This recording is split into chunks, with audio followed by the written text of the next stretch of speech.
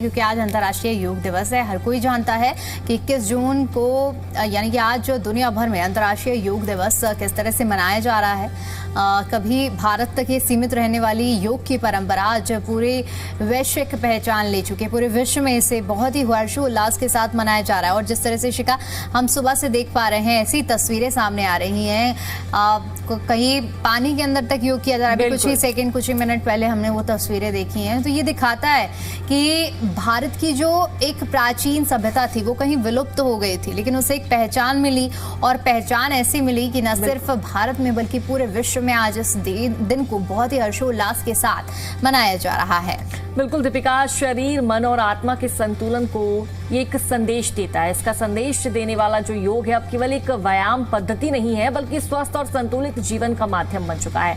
दीपिका, इस जिस तरह से हम देख रहे हैं, देखिए जो हम लोगों का लाइफ स्टाइल है वो कितना खराब होता जा रहा है। सोने का कोई टाइम नहीं है, उठने का कोई टाइम नहीं है। लेकिन अगर हम अपने दैनिक जीवन में योग की प्रक्रिया को अपनाते हैं तो कहीं ना कहीं हम स्ट्रेस फ्री भी रहेंगे, हेल्थी भी रहेंगे और फिटनेस भी हमारी मेंटेन रहेगी। बिल्कुल, देखिए क्योंकि शिखा आज का समय ऐसा है कि चाहे हम बच्चे से लेकर बुजुर्ग तक हर एक एज ग्रुप को अगर हम देखते हैं तो हर किसी इंसान के पास अपने अपने लेवल का स्ट्रेस है। किसी के पास, बच्चों के पास पढ़ाई का ज़्यादा स्ट्रेस है।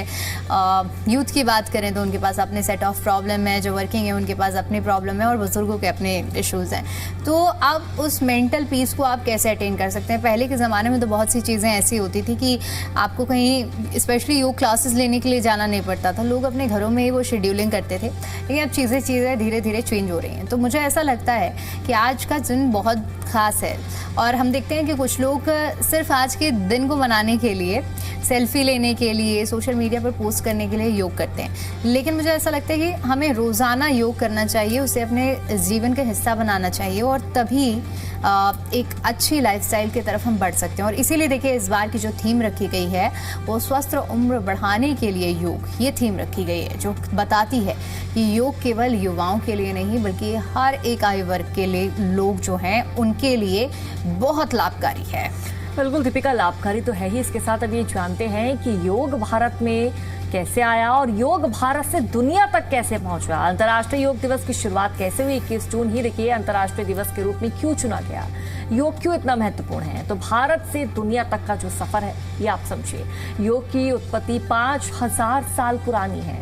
भारतीय शारीरिक, मानसिक और आध्यात्मिक साधना से जुड़ी हुई है। इसका उल्लेख प्राचीन भारतीय ग्रंथों में मिलता है। इसकी नींव रखने में महर्षि पतंजलि का अतुलनीय योगदान रहा है। लंबे वक्त तक योग मुख्य रूप से भारत और कुछ चुनिंदा देशों तक सीमित रहा। लेकिन देखिए आज जो विश्व में योग मनाया जा रहा है, हम अफ्रीका की बात कर लें, इंग्लैंड की बात कर लें, अमेरिका की बात कर लें, दीपिका, हर जगह योग मनाया जा रहा है और लोग खुद बढ़ चढ़कर हिस्सा ले रहे हैं। देखिए पश्चिमी देशों में योग को शुरू करने के लिए देखिए जो केवल शरीर और फिट रखने और लचीला बनाने वाली एक शारीरिक गतिविधि के रूप में देखा जाता था, लेकिन भारतीय योग संस्थानों और योग गुरुओं के लगातार प्रयासों ने दुनिया को योग के व्यापक लाभों से परिचित कराया। यानी कि दीपिका, पहले किसी को योग की समझ नहीं थी। लोग बस योग को इस लेवल तक समझते थे कि भाई हम फिट रहेंगे, हम अपनी बॉडी को मेंटेन रखेंगे तो योग हमें कर लेना चाहिए। लेकिन धीरे धीरे लोगों को पता चला और भारत के माध्यम से ही लोगों को पता चला, पूरे विश्व को पता चला कि योग के जीवन में क्या क्या इफेक्ट। बिल्कुल। और शिखा देखिए एक डिफरेंस भी हम आइडेंटिफाई कर सकते हैं कि जो लोग योग करते हैं उनकी पर्सनालिटी में और उनके स्वास्थ्य में आप कंपेयर करेंगे तो बहुत डिफरेंस आपको देखने को मिलेगा जो रेगुलर कर रहे हैं। अब देखिए धीरे धीरे ये चीज़ लोगों के बीच में, अभी जैसे कि तरह से शिखा बता रही थी कि प्राचीन पद्धति है ये, भारत में बहुत लंबे समय से चल रहा है, लेकिन इससे वो तवज्जो नहीं मिली थी, वो पहचान नहीं मिली थी। कहीं ना कहीं ये जो सभ्यता थी, परंपरा थी, वो विलुप्त हुई थी। लेकिन लोगों के अंदर समझ आई और विकसित हुई ये समझ, जिसके बाद योग केवल शरीर को स्वस्थ रखने तक सीमित नहीं रहा बल्कि ये मानसिक शांति और इसके अलावा इमोशनल बैलेंस और समग्र स्वास्थ्य को विकास की तरफ ले जाने का एक बहुत बड़ा जरिया बना। योग की लोकप्रियता लगातार बढ़ती गई और आज दुनिया के लगभग हर हिस्से में योग को अपनाया जा रहा है। तरीके अलग हैं, करने का जरिया अलग है, हम कह सकते हैं लैंग्वेजेस अलग हैं, लेकिन जो एक आउटकम है वो एक होलसम आउटकम है। अब आपके लिए यहाँ पर आज ये जानना बेहद जरूरी हो जाएगा कि आखिर अंतर्राष्ट्रीय योग दिवस की शुरुआत कैसे हुई।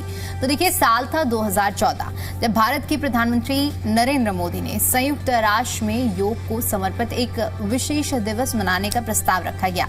अच्छा, यहाँ पर सबसे महत्वपूर्ण बात यह है कि प्रस्ताव जब रखा गया था इशिका, तो अभी जिस तरह से आप जिक्र कर रही थी कि ये पूरे एशिया में और हर जगह पर, तो ये एक ऐसा प्रस्ताव पूरे उस स्पीच के दौरान और उसके बाद जब डिस्कशन हुआ 177 देशों ने इसका समर्थन किया था। वो दिखाता है कि लोग कितने ज़्यादा इसके फेवर में थे और एक ये ऐतिहासिक प्रस्ताव बना जिसको इतना बड़ा समर्थन मिला। और उसी के बाद देखिए, ये तो फाइनल हो गया था, 11 दिसंबर को ऐलान हो गया कि योग दिवस मनाया जाएगा।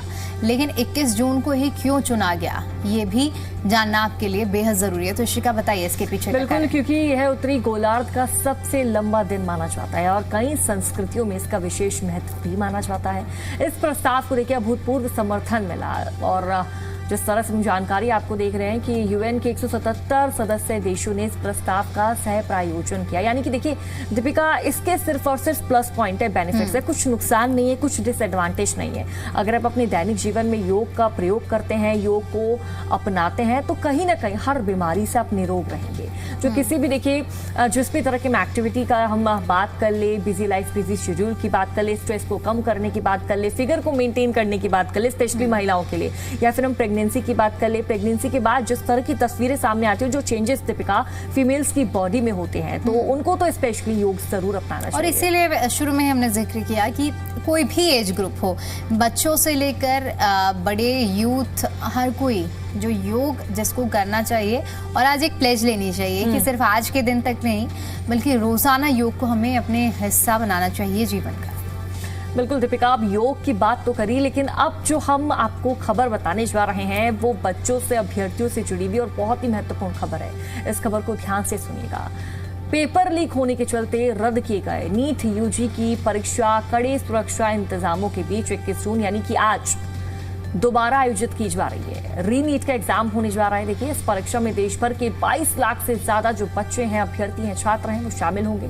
परीक्षा को लेकर केंद्र सरकार, एनटीए और राज्य सरकारों ने विशेष तैयारियां की है। दिल्ली में भी परीक्षा को लेकर प्रशासन पूरी तरह से अलर्ट मोड में है। और दीपिका, इस बार तो दिल्ली सरकार ने जो बंदोबस्त किए हैं, जो तैयारियां की है, हर कोई हक्का बक्का रह गया है। इतिहास में पहली बार MI-17 के माध्यम से क्वेश्चन पेपर आने वाला है दीपिका। सोचिए, क्योंकि अब नीट का पेपर एक ऐसा पेपर बन गया है जिसके लिए मुझे लगता है कि ये कदम ज़रूरी भी है। क्योंकि इससे पहले भी हमने देखा कि हाल फिलहाल में पिछले 2024 में भी पेपर लीक हुआ था।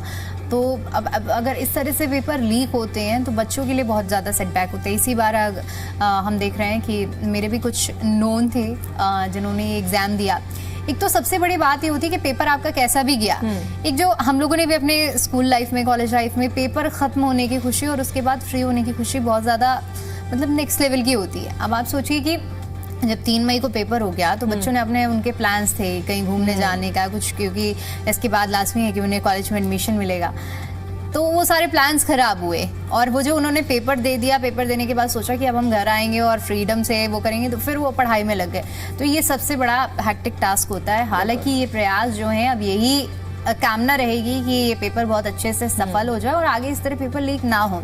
तो देखिए, अब दिल्ली सरकार का जिस तरह से इशिका ने जिक्र किया कि परीक्षा के सफल आयोजन के लिए भी विशेष इंतजाम किए हैं और परीक्षा केंद्रों पर सुरक्षा बढ़ाई गई है। हर एक एक्टिविटी पर खास तौर पर नजर रखने के लिए विशेष व्यवस्था की गई है। पिछले साल पेपर लीक और परीक्षा में गड़बड़ियों के आरोप के बाद इस बार सुरक्षा पर खास जोर दिया जा रहा है। परीक्षा केंद्रों में एंट्रेंस के लेकर परीक्षा खत्म होने तक कई स्तर पर जांच की व्यवस्था की गई है ताकि किसी भी तरह की अनियमितताओं की संभावना न रह जाए। छात्रों को सुविधा को ध्यान में रखते हुए दिल्ली सरकार ने देखिए डीटीसी और क्लस्टर बसों में भी मुफ्त यात्रा की सुविधा देने का फैसला लिया है।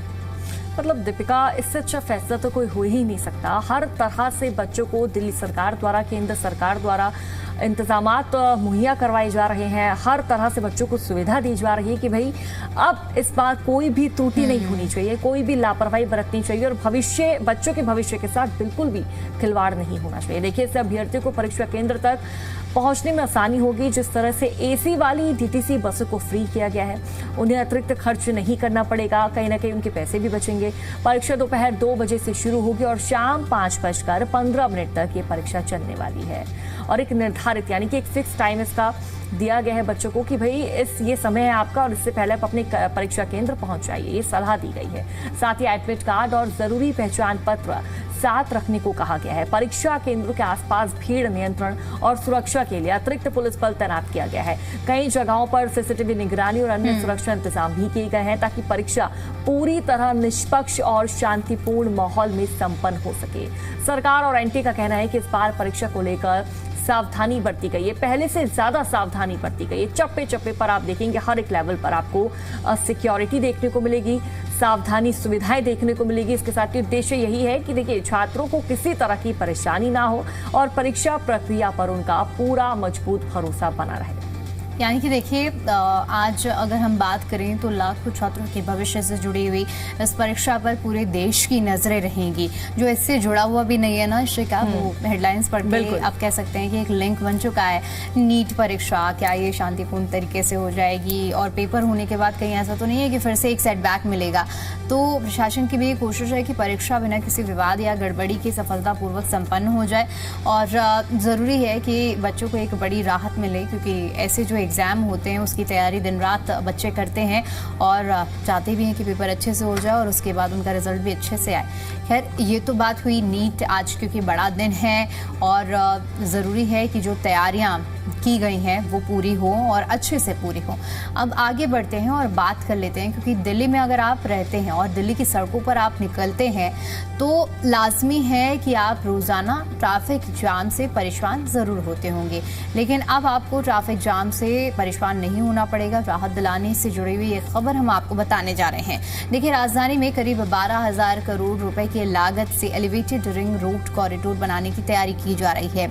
इस परियोजना का मकसद दिल्ली में बढ़ते हुए सड़कों पर बढ़ते ट्रैफिक दबाव को कम करना है और लोगों का जो सफर है उसे आसान बनाना है। अब देखिए बताया जा रहा है कि ये जो नया एलिवेटेड कॉरिडोर रिंग रोड पर बनाया जा रहा है, इसके ऊपर बनाया जाएगा और इसके तैयार होने के बाद जो लंबी दूरी का जो ट्रैफिक है बिना किसी रुकावट के यहाँ से गुजर सकेगा। और मुझे लगता है इससे इससे अच्छी बड़ी और बात कुछ राहत वाली नहीं हो सकती है, क्योंकि ट्रैफिक एक ऐसी हैरासिंग सिचुएशन होती है जिससे हर कोई एग्जॉस्ट हो जाता है। बिल्कुल दीपिका, और दिल्ली वाले तो अक्सर ट्रैफिक में फंसते हैं क्योंकि लेट लतीफी वाले लोग हैं, इनको आदत है घर से लेट निकलने की, तो ये आपके लिए प्लस पॉइंट रहने वाला है। और देखिए इससे सड़क पर वाहनों की भीड़ भी कम होगी। कई प्रमुख इलाकों में जाम की जो समस्या बनी रहती थी अब वहां राहत मिलने की उम्मीद है। दिल्ली में हर दिन लाखों वाहन सड़कों पर उतरते हैं पीक आवर के दौरान, तो कई जगहों पर लोगों को घंटे घंटे तक ट्रैफिक में फंसे रहना पड़ता है। एलिवेटेड रिंग रोड प्रोजेक्ट को राजधानी के सबसे बड़े ट्रैफिक समाधान प्रोजेक्ट्स में से एक माना जा रहा है, लेकिन धरातल पर कितना कारगर साबित होगा वो देखना होगा। इस प्रोजेक्ट का एक बड़ा फायदा यह भी होगा कि दिल्ली के अलग अलग हिस्सों के बीच कनेक्टिविटी बेहतर होगी। लोगों को एक इलाके से दूसरे इलाके तक पहुंचने में कम वक्त लगेगा। इसके साथ ही ईंधन की बचत और प्रदूषण कम करने में भी मदद मिल सकती है। देखिए दीपिका, रेखा सरकार का ये एक मेन फोकस, एक मेन मकसद है कि किसी भी तरह भाई दिल्ली में एयर क्वालिटी इंडेक्स को अच्छा करना है, पॉल्यूशन कम करना है, ईंधन की बचत भी करनी है और वो ऐसे ही नई नई योजना के माध्यम से ही दीपिका सफल हो सकता है। अब कितना सफल होगा, आगे क्या इसका पूरा रोड मैप रहने वाला है, दीपिका आप बताइए। बिल्कुल, तो देखिए जानकारों का मानना है कि आने वाले सालों में दिल्ली में जो वाहनों की संख्या है ये और बढ़ेगी। अभी भी हम देखते हैं शिका कि एक घर और जहां 2 से 3 गाड़ियां, 2 व्हीलर 4 व्हीलर, बिल्कुल। और ऐसे में अब लाजमी है कि जैसे जैसे समय की डिमांड बढ़ रही है वैसे वैसे ये नेटवर्क पर दबाव कम होने की जगह बढ़ता ही जाएगा। इसलिए इस तरह की जो बड़ी परियोजनाएं हैं ज़रूरी हैं। एलिवेटेड कॉरिडोर बनाना जिससे ट्रैफिक का प्रबंधन बढ़िया हो सके और एयर क्वालिटी सही हो, प्रदूषण से लोगों को राहत मिले, इसलिए इस तरह की जो परियोजनाएं हैं वो बनाई जा रही हैं दिल्ली सरकार की ओर से। अब देखना ये होगा कि इसका जो निर्माण कार्य शुरू होने और पूरा होने में कितना समय लगेगा, लेकिन इसके पूरा होने के बाद राजधानी के लाखों लोगों को इसका फायदा जरूर मिलने की उम्मीद है। बिल्कुल दीपिका, इसका फायदा जरूर मिलने की उम्मीद है। अब ये ट्रैफिक से जुड़ी जानकारी तो हमने दे दी, लेकिन अब बात करेंगे आपकी फेवरेट खबर की, यानी कि मौसम के मिजाज की, कि आज दिल्ली एनसीआर का मौसम कैसे रहने वाला है। क्या मौसम सुहावना रहेगा या फिर चिलचिलाती धूप आपके चेहरे को मायूस करेगी? तो देखिए, दिल्ली एनसीआर में मानसून का इंतजार कर रहे लोगों को अभी थोड़ा और इंतजार करना पड़ सकता है। मौसम विभाग के अनुसार मानसून की रफ्तार फिलहाल धीमी पड़ चुकी है और इसी वजह से दिल्ली में इसकी एंट्री में देरी हो रही है, यानी कि मानसून जरूर एक्टिवेट होगा, लेकिन अभी थोड़ा और वक्त लगेगा। हालांकि अच्छी खबर ये भी सामने आ रही है कि मानसून भले ही अभी नहीं पहुंचा हो, लेकिन मौसम विभाग ने अगले कुछ दिनों में आंधी और बारिश की संभावना जताई है। इसके चलते लोगों को गर्मी से राहत मिल सकती है। मौसम विभाग के अनुसार दिल्ली एनसीआर में तेज हवाएं चल सकती है और कई इलाकों में हल्की से मध्यम बारिश दर्ज की जा सकती है। देखिए शिखा, जो आप बता रही हैं, जो लोग अभी घर से बाहर होंगे वो इस खबर को ज़रूर महसूस कर पा रहे होंगे, क्योंकि आप अभी निकलेंगे तो मौसम बहुत सुहाना हो गया है, काफ़ी अच्छी हवा चल रही है, धूप भी नहीं निकली है, मौसम बहुत एक कह सकते हैं ना कि राहत भरा मौसम है ये जून के महीने में। तो देखिए, इस बार मुझे लगता है शिखा कि वो टॉर्चरस गर्मी आप एक दिन झेलते हैं, 2 दिन झेलते हैं और तीसरे दिन आपको मौसम एकदम शिफ्ट मिलता है। इस बार ज़्यादातर हमने गर्मियों में यही देखा है और कुछ वैसा ही अब अगले 2 से 3 दिन आप लोग महसूस करने वाले हैं। कुछ जगहों पर गरज चमक के साथ में बारिश होने की संभावना IMD ने जताई है। ऐसे में मौसम अचानक बदल सकता है। पिछले कुछ दिनों में राजधानी में कभी तेज धूप तो कभी बादल, बारिश का सिलसिला देखने को मिला और यही वजह रही है कि लोगों को एक ही दिन में कई तरह के मौसम का जो बदले हुए मिजाज है वो देखने को मिला है। तो देखिए, ये हुई है मौसम की बात, लेकिन अब आगे बढ़ते हैं और बात करेंगे EV सिस्टम की, जो कि दिल्ली सरकार की ओर से लाया गया है। देखिए, दिल्ली सरकार राजधानी में इलेक्ट्रिक वाहनों को बढ़ावा देने के लिए नई EV पॉलिसी 2.0 लागू करने की तैयारी में है। सरकार अगले हफ्ते होने वाली कैबिनेट बैठक में नई नीति को प्रस्ताव जो है उसको मंजूर करने के लिए रख सकती है। मौजूदा EV पॉलिसी 30 जून को दरअसल खत्म हो रही है और सरकार इसे आगे बढ़ाने की बजाय नई नीति लागू करना चाहती है। अब देखिए, इलेक्ट्रिक व्हीकल आज के समय में लोगों की एक पहली पसंद बनती जा रही है। वजह है कि पेट्रोल, डीजल और CNG के दाम इतने ज़्यादा हो चुके हैं शिखा कि अब ज़्यादा से ज़्यादा लोग EV में स्विच कर रहे हैं। तो इसीलिए देखिए, सरकार भी EV को बढ़ावा देने के लिए अब जो नया ड्राफ्ट तैयार किया गया है उसे नया नियम बनाने जा रही है। मसौदा लगभग पूरी तरह से तैयार है। इससे पहले अप्रैल में इससे लोगों के जो सुझाव थे और आपत्तियां थी उसके लिए सार्वजनिक किया गया था। हालांकि हाइब्रिड वाहनों को प्रोत्साहन देने के लिए इस मुद्दे पर मतभेद होने के कारण इसे मंजूरी मिलने में देरी हुई थी। इस नई नीति में 30 लाख रुपए तक की हाइब्रिड कारों को 50% रोड टैक्स में छूट देने का प्रस्ताव रखा गया था। शिखा, बिल्कुल, सरकार का मानना है कि इससे लोग स्वच्छ और कम प्रदूषण फैलाने वाले वाहनों की ओर आकर्षित होंगे और यही दिल्ली सरकार की नीति भी है कि भाई ईंधन की बचत हो, पॉल्यूशन कम हो और एयर क्वालिटी इंडेक्स स्वच्छ और साफ हो जाए। नई नीति में इलेक्ट्रिक वाहनों के उपयोग को बढ़ाने के लिए, इसको बढ़ावा देने के लिए कई बड़े लक्ष्य तय किए गए हैं। प्रस्ताव के अनुसार जनवरी 2027 से दिल्ली में नए CNG 3 पहिया वाहनों यानी कि ऑटो रिक्शा का पंजीकरण बंद किया जा सकता है। ऑटो के रजिस्ट्रेशन बंद हो सकते हैं। इसके अलावा अप्रैल 2028 की बात करें तो नए पेट्रोल 2 पहिया वाहनों के रजिस्ट्रेशन पर भी रोक लगाने की दिल्ली सरकार की योजना है। सरकार का उद्देश्य साफ है, इन दोनों श्रेणियों में धीरे धीरे पूरी तरह इलेक्ट्रिक वाहनों को बढ़ावा देना है। देखिए, दिल्ली सरकार का मानना है कि इससे राजधानी में प्रदूषण कम होगा, ईंधन पर निर्भरता घटेगी और लोगों को आधुनिक और पर्यावरण यानी कि पूरी तरह से जो AQI है उसमें कमी कैसे मिले, इसको लेकर मसौदा पूरा तैयार किया जा रहा है और कई कदम उठाए जा रहे हैं। तो उम्मीद है कि अब बदलाव जरूर देखने को मिलेगा इस तरह के कदमों से और ये तो आने वाला वक्त ही बताएगा कि क्या इसका भविष्य रहने वाला है। बिल्कुल दीपिका, इसका भविष्य क्या रहने वाला है वो हम अपने दर्शकों को बता रहे लगातार। और अब बात करेंगे इबोला वायरस की। तो इबोला को लेकर स्वास्थ्य विभाग ने जिले में एक्टिविटी, अपनी जो सतर्कता है वो बढ़ा दी है। Uganda, Republic of Congo, Zimbabwe और यूथोपिया सहित अन्य प्रभावित अफ्रीकी देशों से लौटने वाले यात्रियों की संख्या बढ़ने के बाद विभाग ने निगरानी व्यवस्था को और मजबूत कर दिया। देखिए, कोविड के बाद अब इबोला काफी ज्यादा खतरनाक माना जा रहा है। पिछले 1 महीने में ऐसे 21 लोग जिले में लौटे हैं जिनकी सूची शासन स्तर से स्वास्थ्य विभाग को मिली है।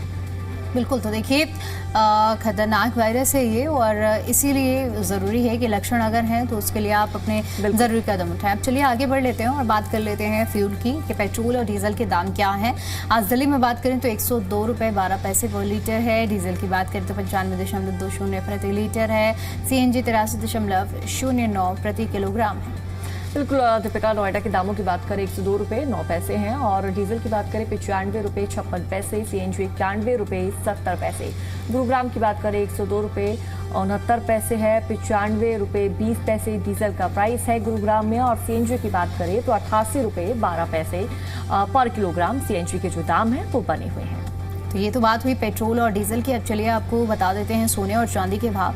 सोने की अगर हम बात करें तो सोना आज 1,49,220 रुपये है।